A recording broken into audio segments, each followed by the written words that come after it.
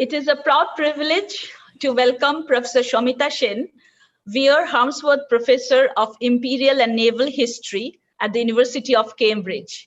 We are indeed very thankful to her for joining us today, sharing her thoughts on a topic which I know that is very close, we all know, very close to her heart, and to have her thoughts shared with this platform where we have been actually organizing this webinar series since the pandemic very successfully. And we are really happy that Professor Sen has joined us today. I'm also more happier because she was my former colleague in the long time back, of course, and a very close associate in the University of Calcutta. As we all know, Professor Sen doesn't need an introduction, but still we would like to have a formal introduction. And I now request my colleague, Professor Anindita Mukhopadhyay, to introduce Professor Sen to the audience. Good afternoon to scholars, academics, students, and enthusiasts. It gives me great pleasure to introduce Professor Samita Sen to all of you. Professor Sen has been part of the Presidency College history. We all have been students together. She has taken her master's from Calcutta University. Professor Sen received a PhD from Cambridge University in 1992 and was a junior research fellow at Trinity College from 1990 to 1994. She has taught at Calcutta University and Jadavpur University from 1994 to 2018. In this long period, she has also been the first Vice Chancellor of Diamond Harbour Women's University between 2013 and 2015. She has also been the Dean, Faculty of Interdisciplinary Studies at Jadavpur University from 2016 to 2018. Her monograph, which has been very, very well known and is circulating still, Women and Labour in Late Colonial India, was published from Cambridge University Press in 1999, and it won the Trevor Rees Prize in Commonwealth History. She has published extensively on gender and labour. It is going to take a very long time to list all her publications. So in very, very brief, I'm just going to mention that she has co-authored many books with really well-known scholars, both national and international. She has also published in international and national peer-reviewed journals like Modern Asian Studies and Studies in History. Her specialization is colonial South Asia, but she has also done contemporary and interdisciplinary research on issues such as domestic violence and labor in the informal sector. She is a member of editorial boards of various academic journals, including Modern Asian Studies and South Asian History and Culture. She has edited Global South, Cephas e-magazine, one of the first online journals and a South-South platform for young scholars from 2004 to 2014. She has been active in the women's movement in India and internationally. She has participated in both the governmental and non-governmental fora of the Beijing Conference in 1995. She has been a member of a Calcutta-based voluntary association of women, Sachetana, since 1983. And I have very fond memories of Samita actually doing this when we were students together in Presidency College. So she has many other major publications. Her academic achievements have been formidable and very, very relevant for labor studies today. Over to you, Samita. Please, I invite you to give your talk. Thank you very much. It's a great pleasure to be in this forum in the History Department of Hyderabad University and to stumble across one old friend I was expecting, but one new old friend in Hyderabad. I've been to this department many times in the time when it was possible to go to departments to speak. So it is, though we are doing all this in a different format, it is a great pleasure to be part of this series. I will take a minute to try and get my PowerPoint to work.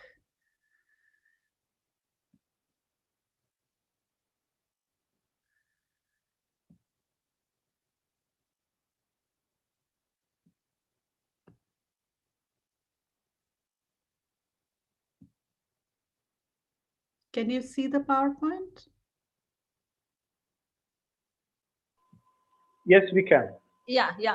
Yes, we can. Okay, wonderful. So I should begin by saying that this is what I'm going to say today is a preliminary, very, very preliminary, trying to put together some of the themes that have arisen from my own past research, as well as drawing on four major historians who have written on women's labor in the 19th century. Nirmala Banerjee, Geraldine Forbes, Dagmar Engels, and Prem Chaudhary. And I'm trying to do some kind of a synthesis of the material. And I will be very, very happy if you give me some feedback, which will enable me to do a better job of this synthesizing exercise. So what the essay will do, this essay that I'm seeking to write will do, is to examine how the 19th century world of labor looks when we see it through the lens of gender. And it is not only gender. I mean, you can look, take a gender perspective also from many directions. Here I will focus more particularly on marriage as an institution for gendering labor. And I argue that looking at marriage provides crucial linkages between productive and reproductive labor, which changes the way we look at the world of labor in the 19th century. In the first major exploration of the subject, Nirmala Banerjee wrote this very famous essay. The title is Modernization and Marginalization. In this paper, I will not focus so much on the marginalization part of the argument. Though I will just, before I begin on the paper, flag two major elements of marginalization, which is really the background to my story. And Nirmala Banerjee argues, along with many other historians of women's labor, that two major occupations of women in the traditional economic sector, which is a term she uses, were marginalized in the 19th century. One is food processing, which was a very important occupation for women, both paid and unpaid. And the other is spinning, which is part of the whole story of colonial deindustrialization. And we know this story more or less. It has been worked on. But what I will do is look through three frames. I will first discuss a little bit about the gender composition of early industrial labor in India and how we can do this through the relationship of marriage. And in case of women, I will argue that marriage also played a crucial role in determining their mobility or immobility. So plantations and migrations will be my second theme. And the third will be about domestic labor, sexual labor, and how they are interlinked through the theme of slavery and trafficking. So in India, as in many other countries, the first modern factories came in textiles. The two major industries in major cities in east and west of the country were cotton textile and cotton textile in Bombay and jute industry in Calcutta. Now, in most parts of the world, in Britain, in Europe, in USA, and within Asia, in China and Japan, cotton textile industry was important in all these places, and cotton textile factories primarily employed women and children. In China and Japan, if we take the Asia case, these were usually young women, child and adolescent workers, girls and adolescent female workers who worked before marriage, contributing to their natal homes and towards the cost of their own marriage. After marriage or for marriage, they usually left employment. And after marriage, they concentrated on housewifery and childcare. And returned to the workforce only in exceptional circumstances, in the absence of inadequacy of male earnings. Though these exceptions may have been rather larger than is usually imagined.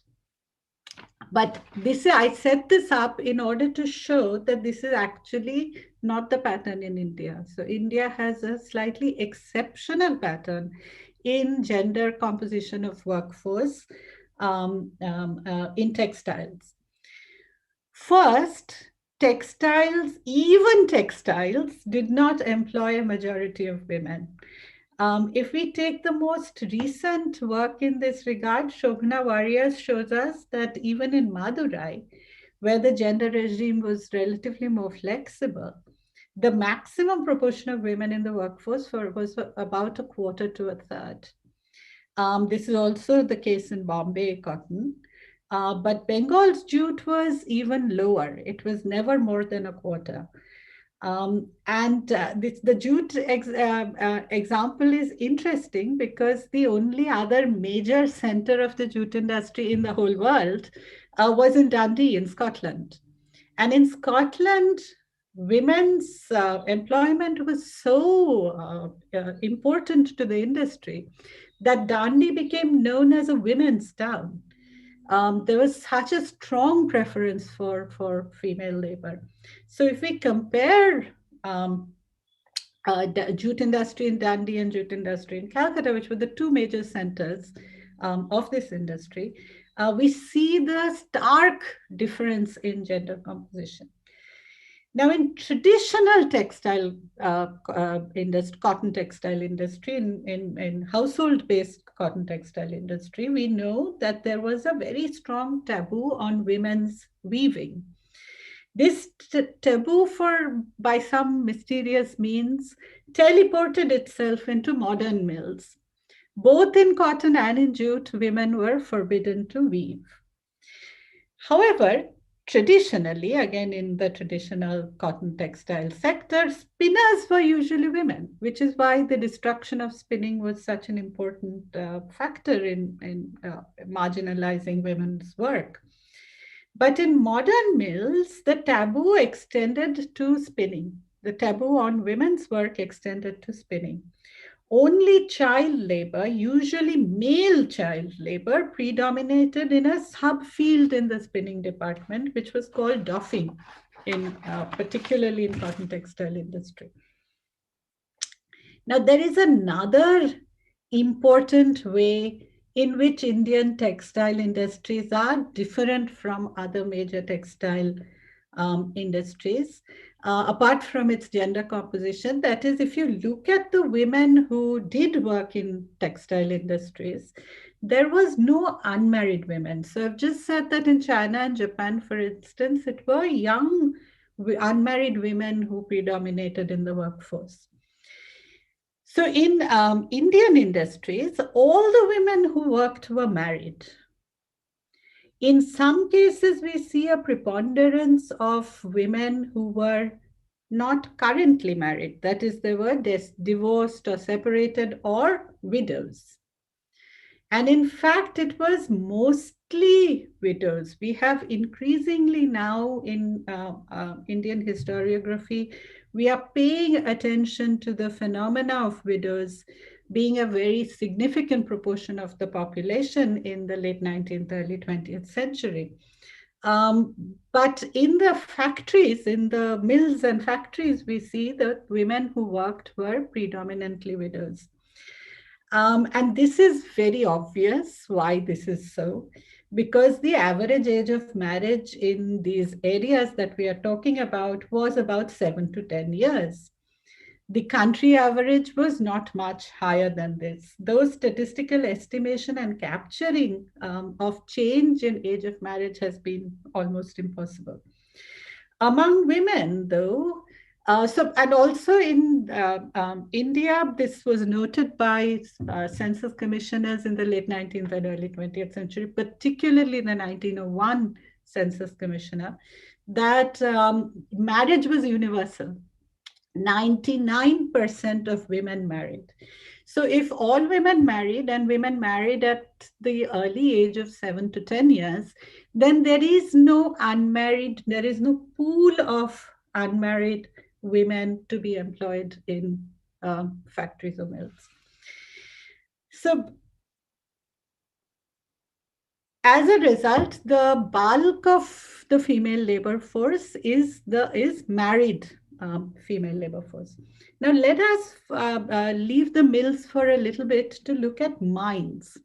Mines is another very important segment of capitalist wage labor employment of women.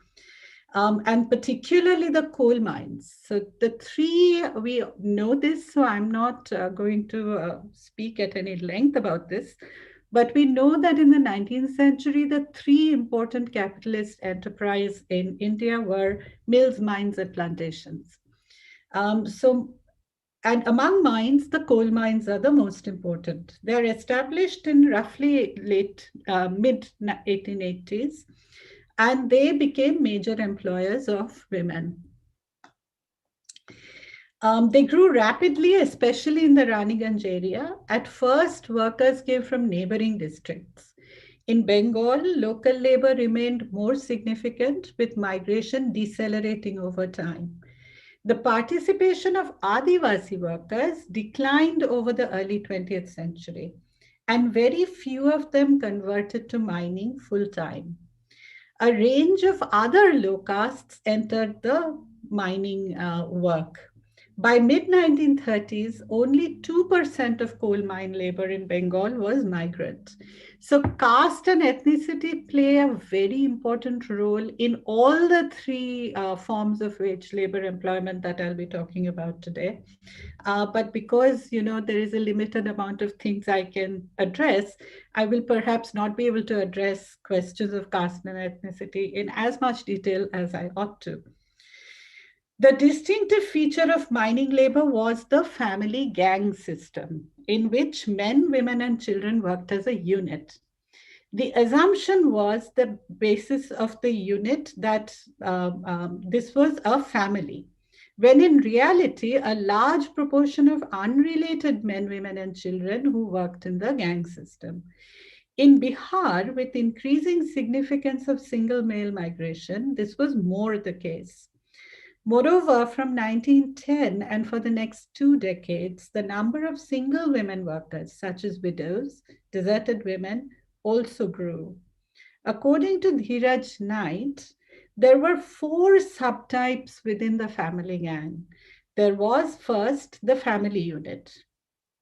Second, the cohabitational unit of men and women, which may have included children of both or either.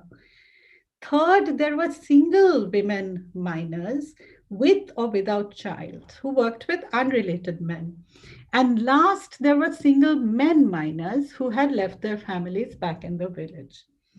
In the Raniganj collieries, according to Dagmar Kurgel, who visited the mines, Santhali men worked with wives or female relatives, while there were also other low-caste women who worked either as part of family units or who lived and worked with single men.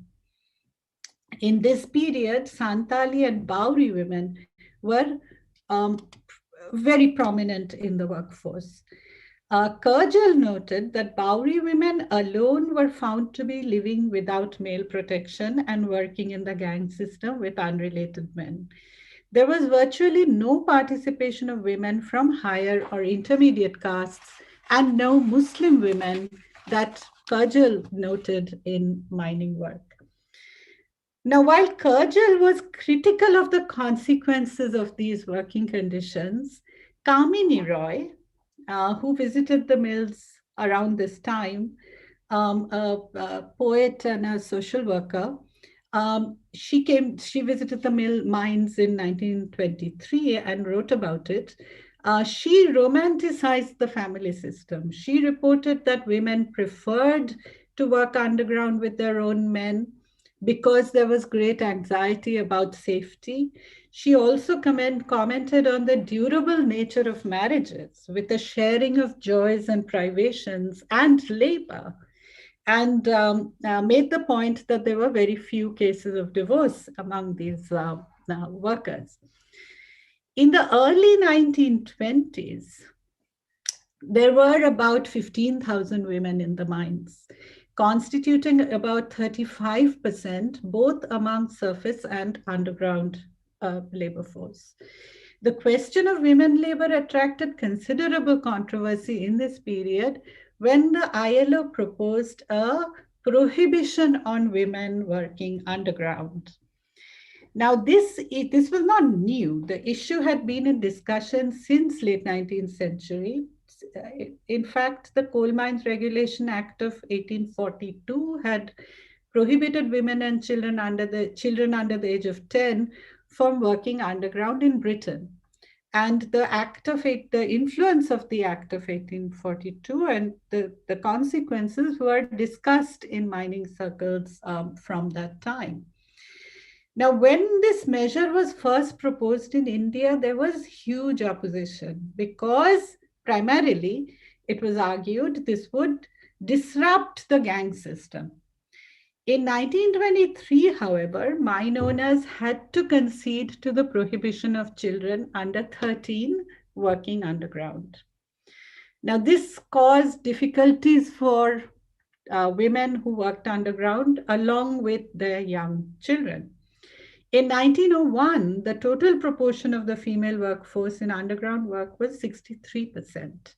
By 1929, this had declined to 34%.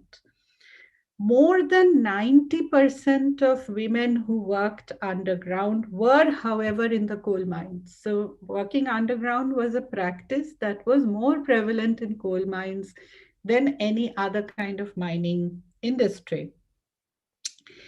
Finally, after much discussion and debate, women were removed from underground work from 1929. This was briefly reversed during the Second World War when production had to be increased, but then the ban came into effect again. By 1938, in fact, women constituted only 11% of underground workers, so it wasn't all that difficult.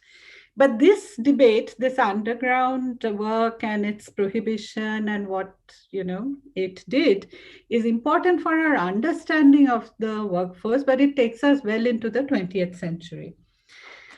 For our purpose, what this debate shows us is that the gang system was not equal to the family system.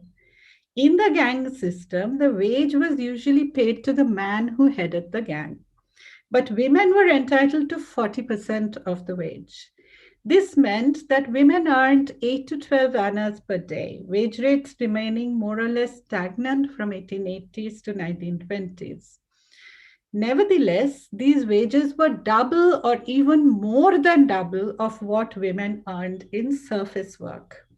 Thus, surface women, women workers who worked on the surface, lived in relative poverty compared to women who did underground work.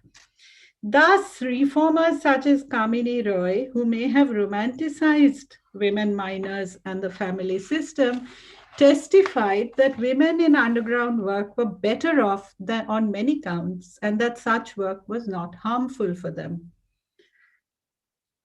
The evidence indicates that 1/3 of women in the gangs were single women, and the higher wages were critical for their well-being. The prohibition of underground work therefore meant more poverty for single women. Since they could not get surface jobs in such numbers when they were all thrown out of underground work, and it also meant, though for those who did get these jobs, it meant a drastic reduction in their wages.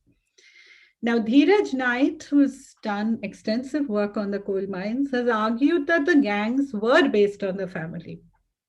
And he gives a new spin to the argument. He argues that this may not be in the narrow sense of a biological family or marital family, but in the sense of a communitarian family. Because women and men of the same caste and territory worked together. While this may have been true, there is no evidence that the communitarian family provided any support to single women after they lost their underground jobs. So it did not perform the same function as the marital or biological family. Dagmar Engels argues that mining provided women greater economic scope and flexibility of earnings than either plantations or mills. This was especially the case with women who had access to a plot of land in the mining settlement. This provided a crucial source of supplementary income. As a result, there was less indebtedness. Another key advantage was the possibility of rising to supervisory roles. In the mills and plantations, there were no women supervisors, no sardarnis, which you had in mines.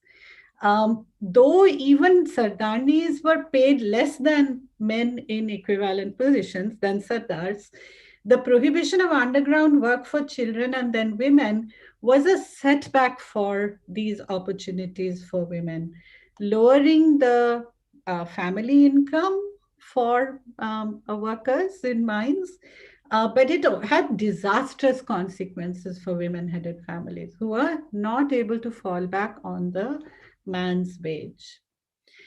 So there are different but related issues with other mines, and we don't have a lot of work on other mines. We have some work on gold mines, which Janaki Nair did.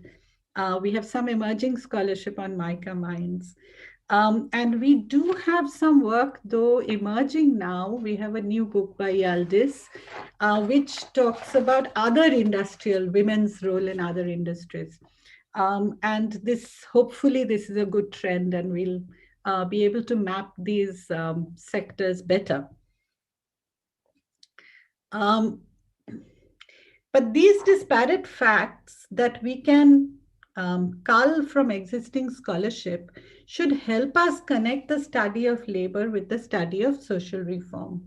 For whatever reason, marriage has been seen as a problem of the elite, articulated within social reform, and thus the subject of gender history or women's history, and not an issue for labor historians.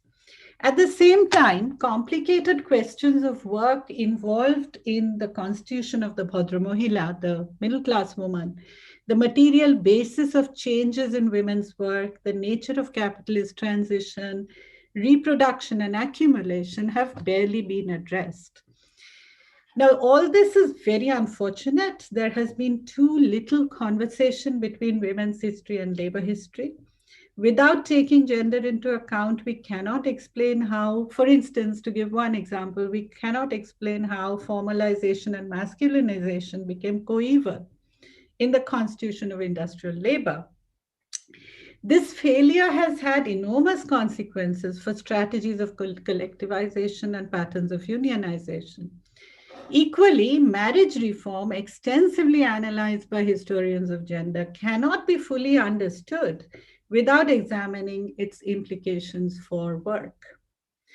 So I've said this before at other presentations, that the age of the 1991 is a very interesting time because two kinds of legislations were happening exactly at the same time.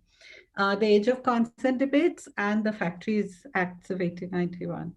The only new book that puts these two in the same frame is Ishita Pandey's book on child marriage. But even she does not look at its implications. From 1880s to 1911, there were a series of debates on the conditions under which children could work in factories and the creation of a category of workers called adolescent workers. In the entire debate, child and adolescent workers were male. Female workers were always called women. The relationship between low age of marriage, the absence of a concept of girlhood, and the ways in which this fundamentally shaped the gender constitution of industrial workforce is yet to be explored. I would argue that the discourses of the protective legislation cannot be analyzed without drawing these connections. It is a matter of serendipity that age of consent controversies and the Factories Act amendment were exactly contemporaneous. And we have found no connection between these two debates. But we do need to try and understand these connections. And it nudges our attention to the key link between early marriage and the Indian woman worker as a married mother, which Nirmala Banerjee has written so much about.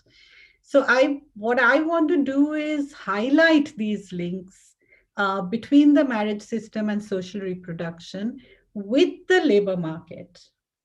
Which are many and varied, and with histories in sometimes known but unexpected places.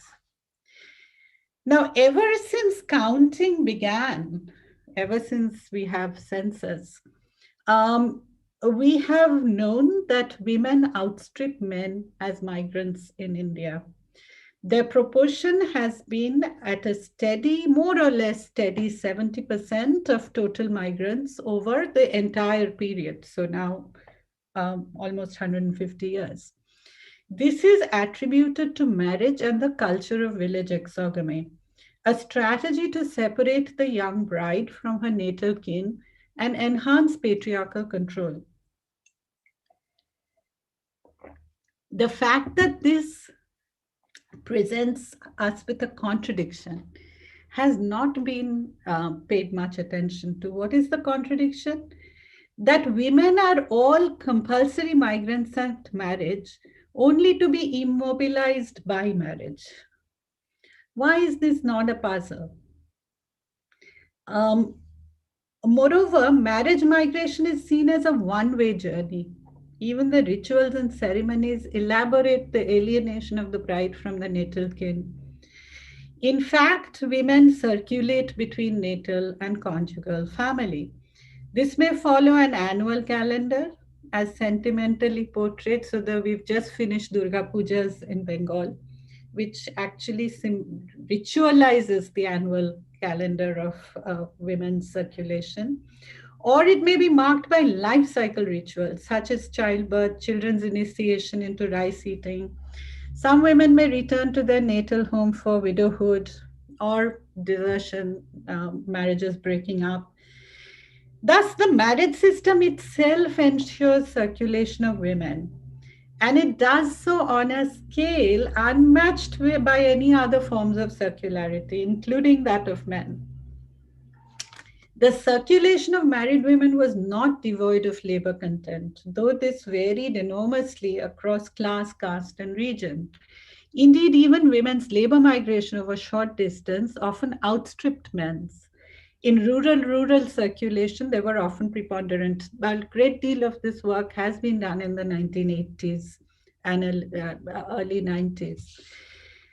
The 19th century witnessed a massive mobilization of labor in India. There were 4 strands in the colonial period: overseas indentured migration, internal indentured migration, primarily to Assam, mining, short-term commuting, and numerically largest segment was the rural-urban migration.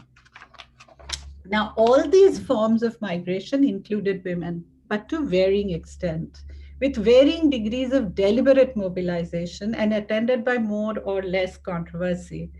While in rural urban migration and in early years of overseas migration, there was a domination of single male migration.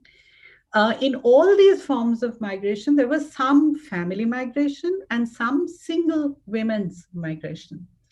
The presence of women in family migration was to colonial officers an index of permanence.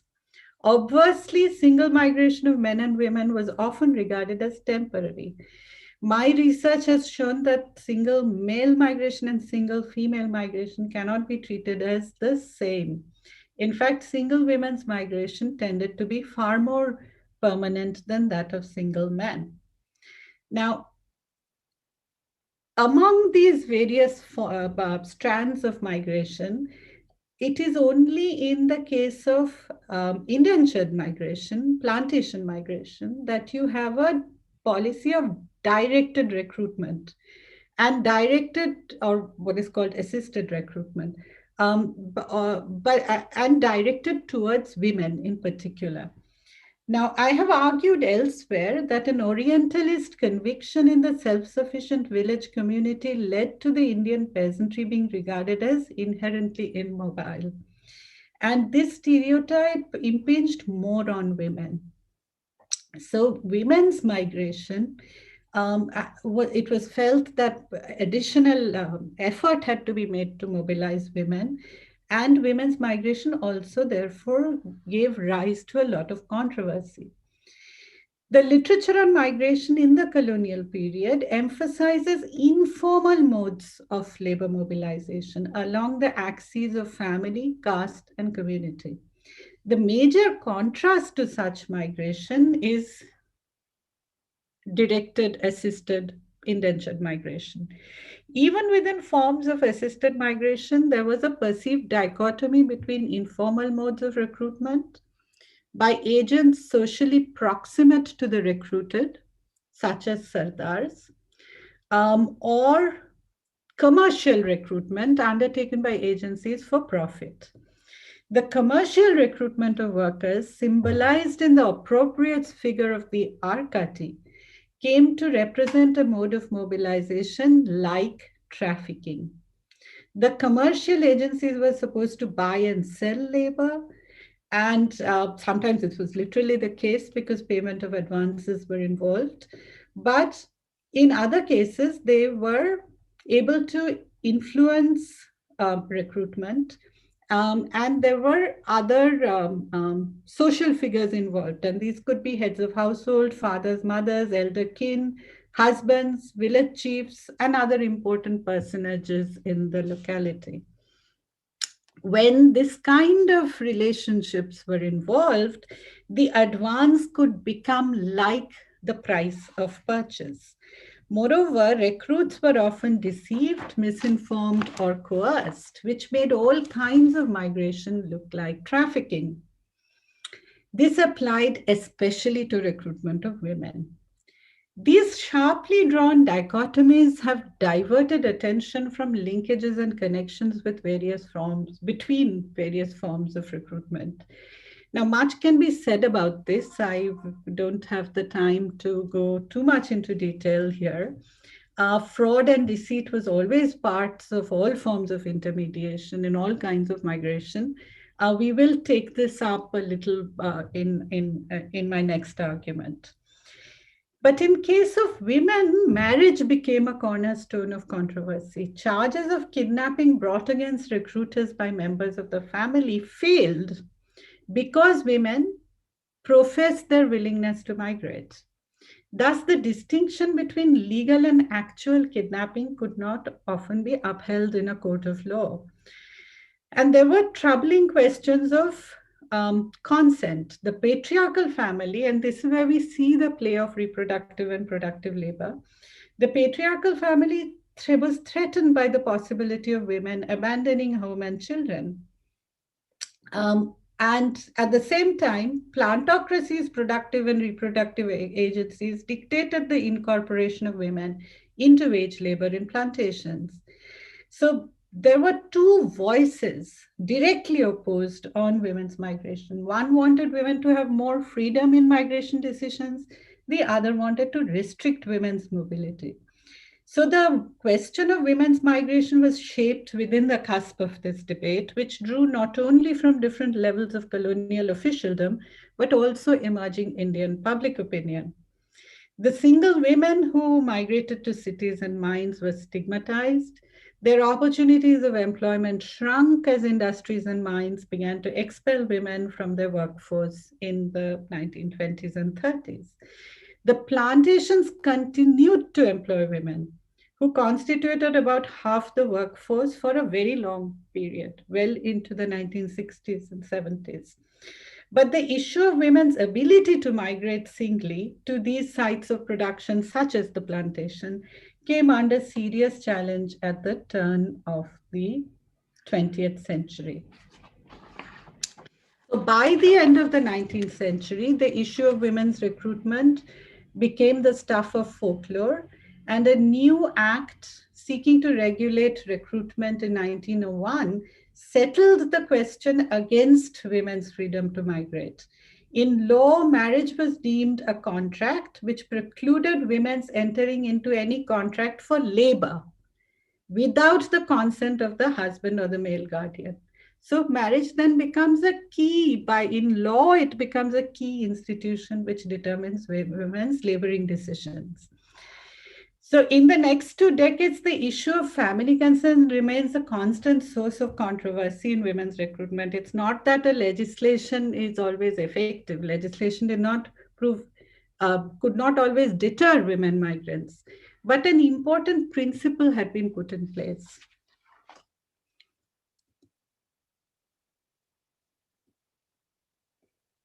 So, if we look a little more at the question of marriage and women's labor, then we see 3 ways in which it reinforces each other. There is a primary, so marriage is a primary means of circulation of women.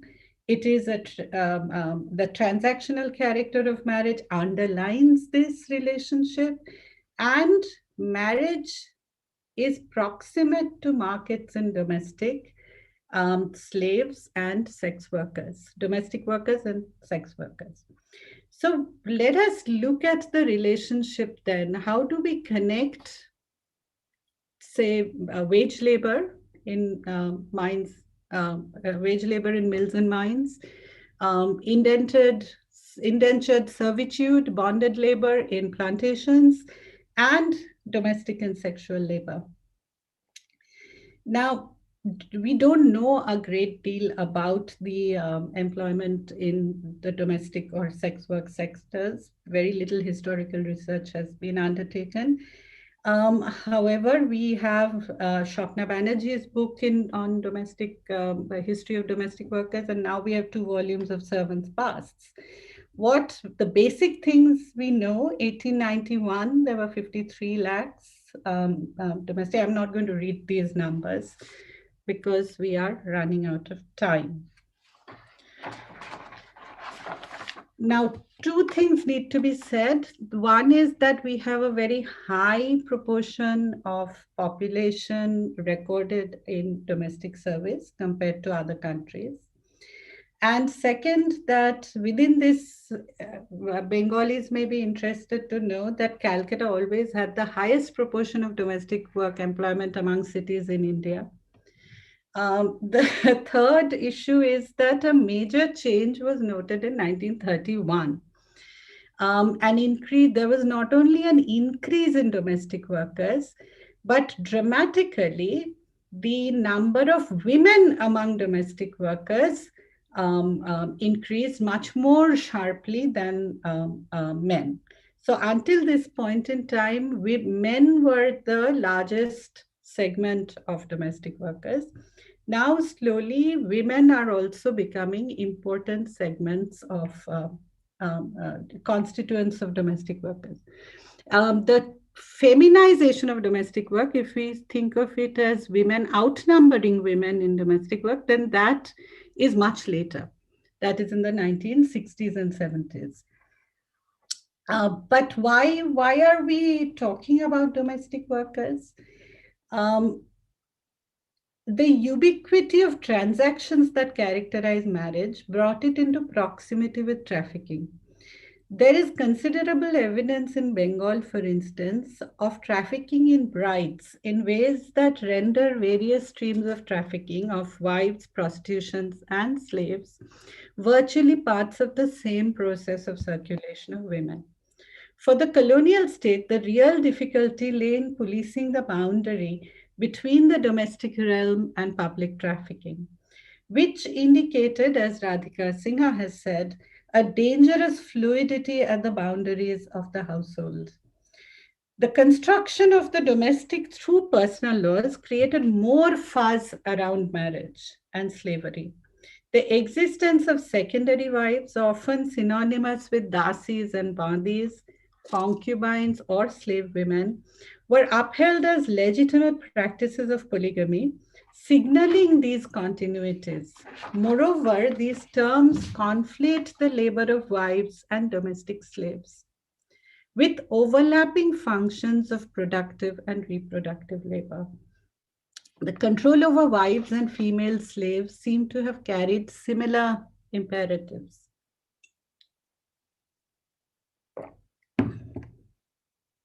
In the early years of colonial rule, magistrates often restored absconding women to men who claimed them, even if they were brothel keepers or managers of dance troupes. Later, the courts refused to intervene or set such women free. Muslim men often went through a form of marriage, nikah, to retain control over female slaves, rendering marriage itself a cloak for slavery and an instrument to retrieve runaway slaves. Similarly, complexities of definition disabled legal action against concubinage. In law and practice, domestic slavery, which the British thought was a unique characteristic of, or a very distinctive characteristic of India, covered a gamut of familial relations, including marriage, which confused exchange of women, supposedly the foundation of marriage, with transaction in women, supposedly the foundation of slavery. Indeed, exchange could be simultaneous with or preceded or followed by transactions.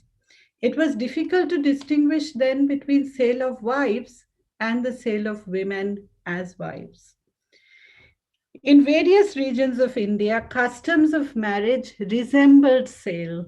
A seducer or a prospective groom was expected to pay a sum of compensation to the husband.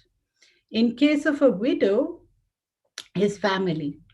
And marital families could sell a widow to the highest bidder. Indeed, transactions and slavery were so embedded in marriage practice that men, if unable to pay bride price, had to pledge labor service to the family of the bride. These transactions attending marriage, remarriage, and divorce followed from the economic logic of bride price. But they also became a means of evading the law after trafficking was prohibited. Thus, new laws drew new lines between marriage and slavery, seeking not very successfully to insulate the family from its entanglement in transactions. Indrani Chatterjee has argued that sale and purchase were not antithetical to notions of kin constitution. In South Asia, Andrea Major argues slavery is not always marked by social death. Marital and domestic relations partake of features of slavery. These reinforce the image of slavery as domestic, but also suggest the opposite, that domestic relations were similar to slavery. Thus, for instance, abducted women were sold into actual marriage, not as the colonial state often believed in the pretext of marriage, because people could be sold in marriage. Women could be sold in marriage. The difficulty of policing the zenana meant that the state was unable to control trafficking in women and children, whether for marriage, domestic slavery, or sex work. The Indian Penal Code was ineffective in curbing this trade. Trafficking in women and children expanded and became more clandestine by the end of 19th century. And this is my key argument, that these forms of recruitment, trafficking became connected. Network of abductors across the country overlapped with other forms of coercive recruitment. So this is a crucial connection which we have not noticed. Labor agents for plantation recruitment were also associated with child stealing, became known as man stealers. The trafficker and the archati were not all that different. All these forms of labor mobilization operated thus in a connected market. These were not insulated markets. Generally speaking, the connection between trafficking and domestic relations, both gender and generational, so women and children, was a constant theme throughout the colonial period. I have argued elsewhere that women's labor was recruited through marriage. And this was true at many registers in the 19th century. One kind of meaning for peasant and artisan households, another kind of meaning for mines and plantations, and a third meaning for domestic and sex work. Stop there. Thank you.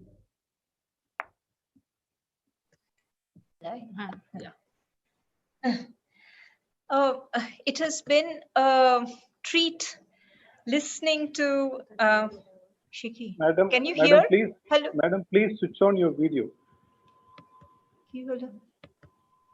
Can we here mute? It's open. Yeah. Okay. Thank you so much. It has been an intellectual treat listening to Professor Sen.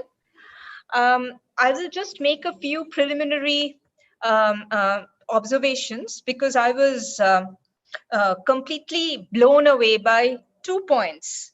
The first one, which really struck me with with a lot of force, was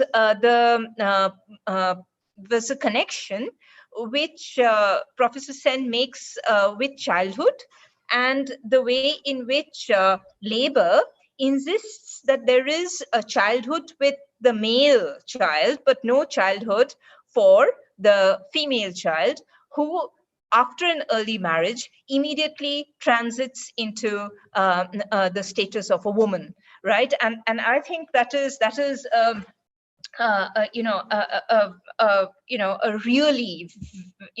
really important point, which is leading to my second observation, which is that after 1901, when there is a cap on the power of women to consent to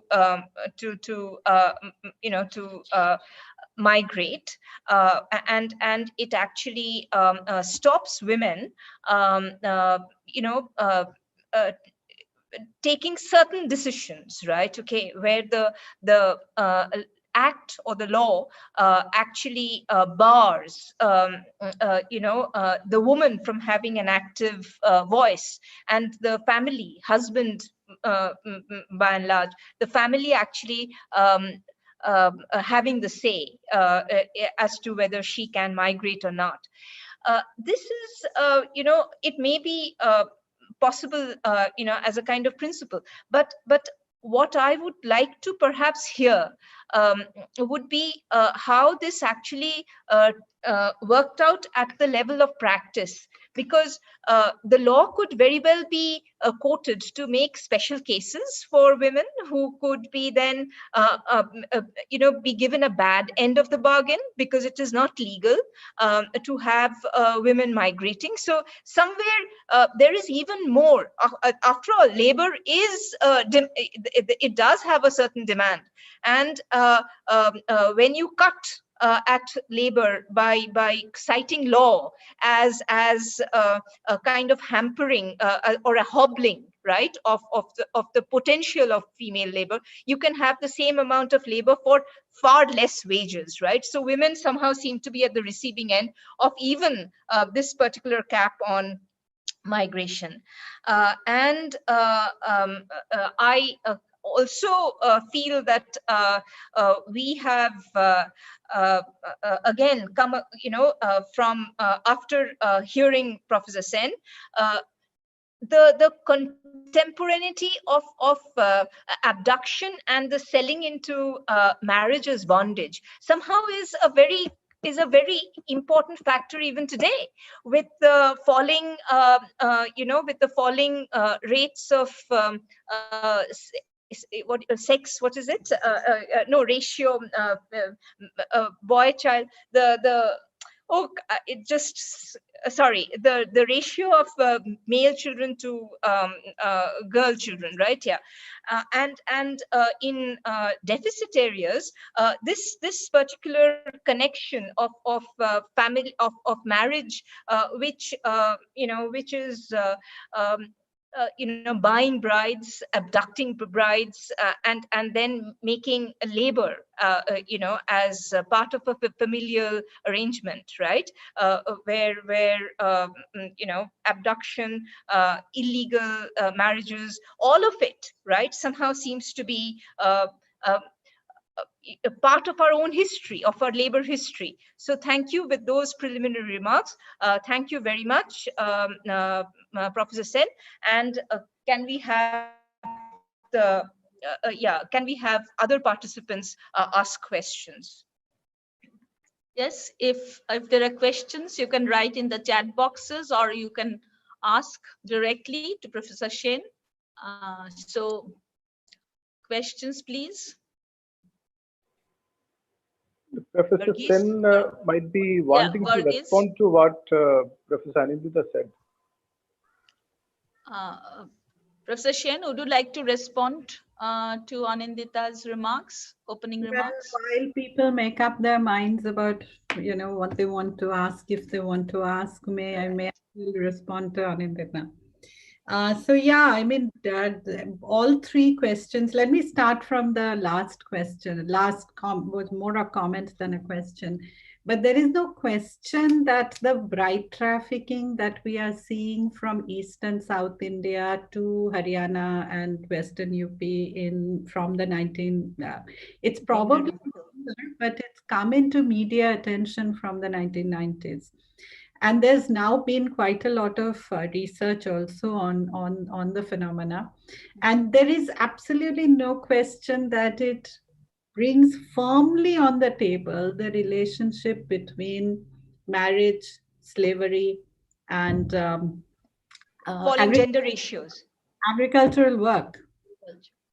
That, in a way that no historian could have underlined. So it also shows the endurance of these questions, of these relationships.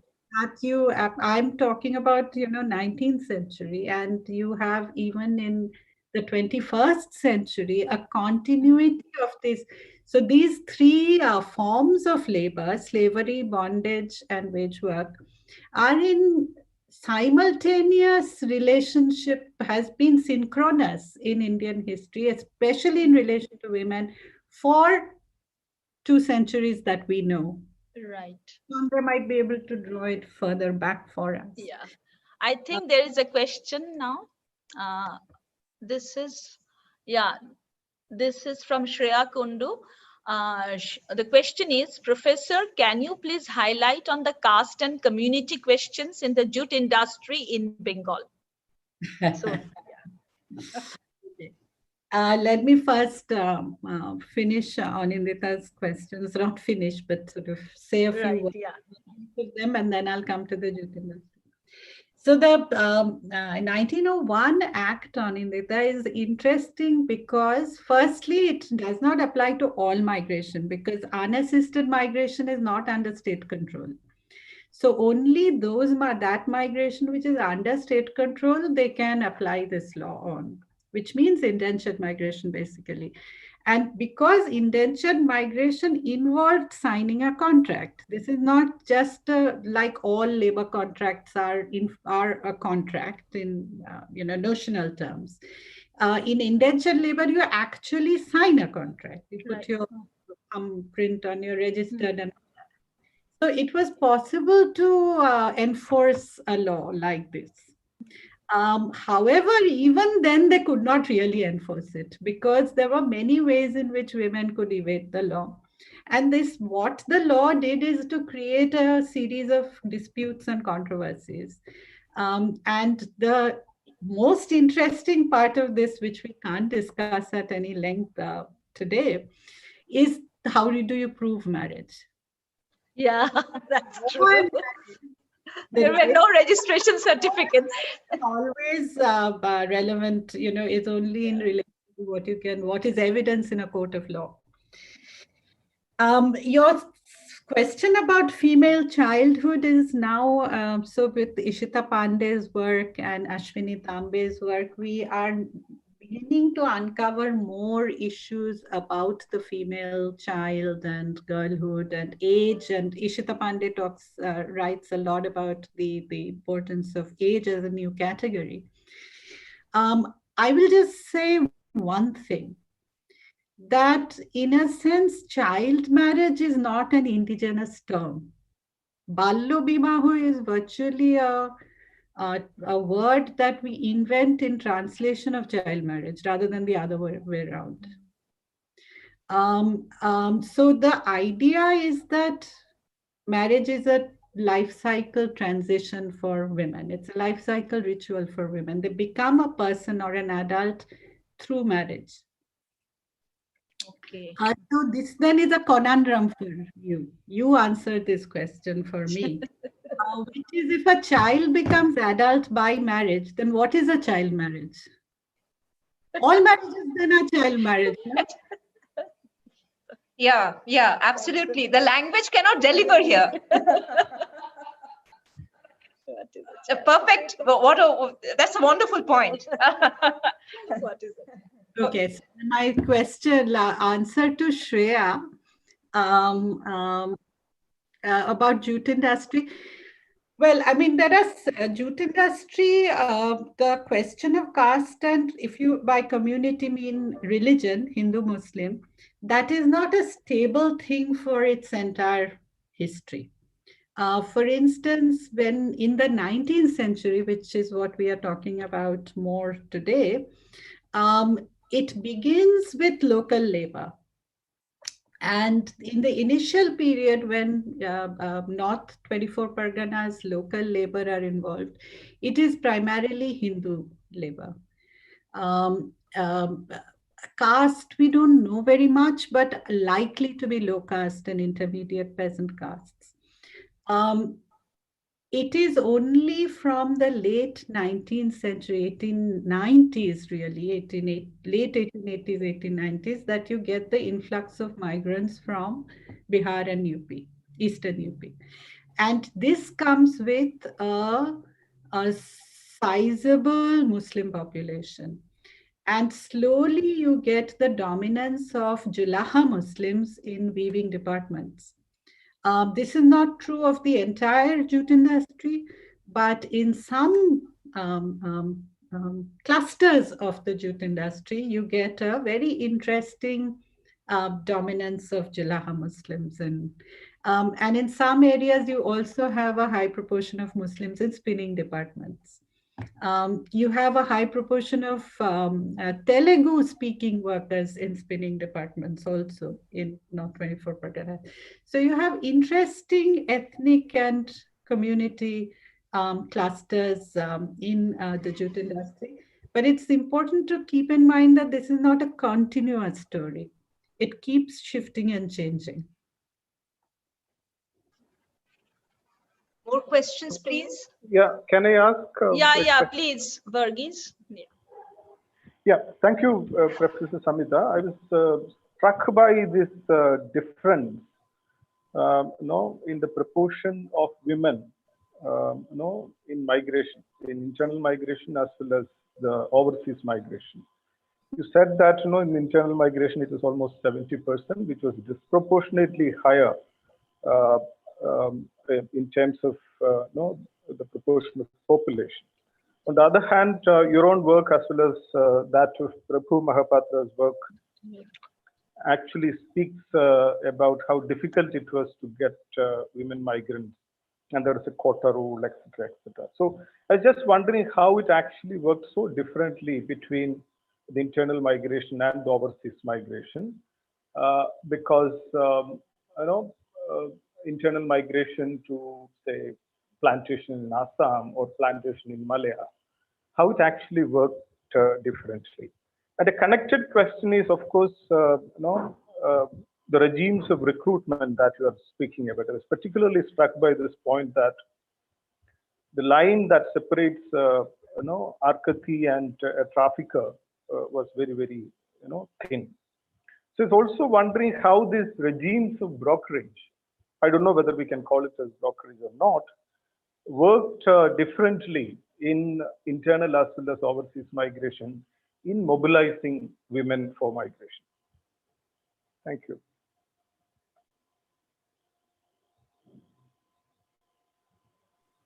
Very, very good questions, Varghese, but these are big questions. I can only answer a little bit of it in this in the space of this meeting today.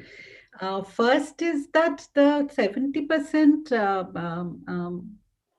proportion of women migrants is marriage migration.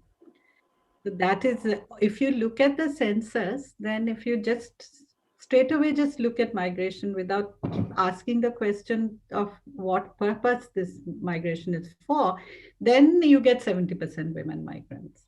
And then migration scholars have said, oh, no, this is marriage migration, so we leave this out. So this is culture, this is not labor. So we don't, migration studies scholars, migration studies is only concerned with labor migration. So we will not deal with marriage migration. And then we come to the conclusion that women are a very low proportion of migrants in India. And this difficult, then we come to this conclusion that women are difficult to mobilize, difficult to recruit, women don't migrate, women are immobile labor. So what the question I'm asking is, why is it that women have to be mobilized for? So why, you're taking culture here for granted. You're accepting that the culture of exogamy is a given. Why do women have to migrate at marriage? And if they have to migrate at marriage, then why? So what is this puzzle that you make them migrate at marriage, and then having had migration once, then you immobilize them. So you mobilize them in order to immobilize them. Virtually, marriage has a double function. And that is the question I'm asking. But anyway, I mean, apart from that, the question of recruitment, it is true that women planters are complaining that women are difficult to recruit. But it is also true that the colonial state is responding at times to excessive recruitment of women. So the 1901 Act to prevent women's migration is in the opposite. If women are difficult to recruit, if you want to recruit them and they're difficult to recruit, then why are you putting further constraints on that recruitment? Right. So these are actually, a lot of these questions are about things other than they appear to be. So difficult to recruit may have other connotations. And one of those connotations will be the willingness or ability of families to release women's labor for migration. And what we see as the classic pattern in this area, in Bihar, UP, North Indian plains, is that families release male labor for migration and wish to retain female labor for the household. And that's the classic pattern. That's what makes this more difficult. But that is not to say that you don't have women's migration. And that is, it takes specific forms. So you're absolutely right to say that regimes of brokerage therefore are overlapping for women in different kinds of work, plantation work, sex work, etc. Okay, now we have 2-3 other questions, and then I think we can stop after taking 2-3. So one question is on, could you say a bit more on the transition from men to women in the world of labor in domestic work? So do you want to take the questions together or one by one? One by one, I think. Okay, then this is the question. This is in the there is a decades lag in the Bengal story and the India story. So in the 1920s in Bengal and the 30s in the All India figures, we get a gradual rise in women's employment in domestic work proportionately. So earlier it was highly dominated by men. Now women start increasing and men's increase is relatively less. So the proportion of women among domestic workers start increasing. It is in the 1960s in Bengal and 70s in the rest of India that you actually get women outnumbering men. So men's domestic work remains stagnant or even decrease, and women's increase sharply. So that is, if we were to talk about feminization of domestic work, we should ideally talk about a process of feminization, which is over a period of 40, 50 years. And it starts in the 1920s and is more or less, we can talk about it having been feminized by 1970s or 80s. Okay. Then thank you so much. The next question has a long prelude, but I'll come directly to the question. Professor Suchantra, please switch on your video. Oh, sorry. Yeah. Yeah. So we'll come directly to the question. The question is whether you have come across cases of female slaves from lower castes who were gifted by princely communities to their daughters during the time of the marriage, just like gift giving, I think. Yeah. Like giving material properties or other assets. Yeah. I have not, but there is a whole chapter in Andrea Major's book where she discusses these issues, and she has many examples of daughters being given slaves at marriage. So I don't actually work on slavery per se, so I haven't myself encountered this evidence. But people who work on slavery do have such stories. Okay. The next question is, can you please discuss the condition of single women under indentureship and her condition after getting married and her treatment under patriarchal family structure? Okay, this is an interesting question, and it is there is no very short answer. So I will just briefly give you a few points, but I can't cover the whole field. So in plantation recruitment, there is a lot of recruitment of single women. Now, what do you mean by single women? This is another naughty question in this whole migration literature, because often there is a confusion between the civil status of people as single, unmarried, and or unmarried or divorced or whatever, single, not married at that point, and single as in migrating single. So it's often sometimes married women. Now the context of this, and very significant context of this, is that throughout 19th century, the colonial state is slowly plugging the exit routes of marriage for women. So they are making it more and more legally difficult for women to exit marriages, which then means that women often run away. and migration is one means by which women run away. So yes, when these are single, so these are married women migrating singly.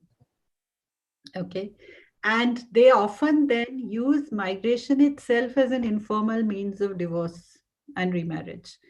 So they are often then remarried either in the process of the journey to the plantation or in the plantation itself. And there is a huge literature on this, actually a debate on this, whether plantation migration, particularly overseas plantation migration, makes women more, means freedom for women. And that they are able to negotiate. So because they are then taken to a world in which women are fewer than men, are they able to use their, use the supply constraints on sexual services to negotiate better conditions, more freedom? Are they able to divorce and remarry in a way they could not in India? So these are, there's other people would argue that no, this is not freedom, indentured labor, working conditions are really horrible. So you can't construct this as freedom, construe this as freedom. So that's a lively debate. Yeah, actually, when I was listening to you and after this question, this is the question which came to my mind, because in early India also we see that within the structure of a Ganika household also, the kind of power they are wielding in some cases when you have, as you mentioned, the lack in the number. So the kind of interaction they can have an upper hand in the kind of interaction. So good, this is an interesting debate. I think there are no other questions. Yeah, would like to go on. Well, I did have a small comment which comes from my interest in penal settlements in the Andamans, where female convicts also somehow seem to have similar,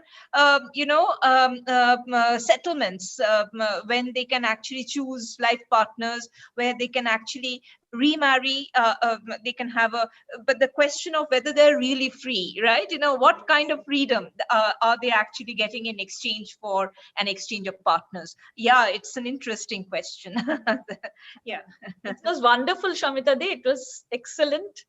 And yeah, that's what I'm. So can we have Vijay? Vijay, can you please present your vote of thanks? Okay, thank you. Thank you, Professor Samita Sen. It's quite illuminating talk that you have shed light on, women in the world of labor, slavery, bondage, and wage labor in relation to women's history during the 19th century. Thank you, everyone, for joining this talk. So again, I would like to talk Professor Sen for taking her, research expertise to illuminate us regarding women labor work during the 19th century. Thank you, everyone. Thank you, Professor Sen. Thank you.